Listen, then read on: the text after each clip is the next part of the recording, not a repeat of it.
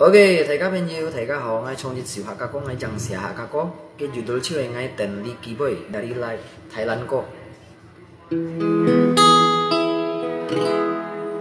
ngày trong ly thiếu cô con chút lôi ngà gì xí trời ngà xiêm phun linh heo mong kí nhì chê chim bùi nhà cây nhìn ăn hồ xả cha ăn kín ngày ôi con tì ngà cây chi ngày hi mong kín hà nhi heo nen kẹo phun min dùng dịch theo sim ngày chín xịt lôi phun nhì một khó nên heo bên sim chê chim bùi ngày ôi nhì nhì mang en ngày nhì ôi môi kim hà nhi con chuột lôi nhong bàn nhì chỉ to lẻ ôi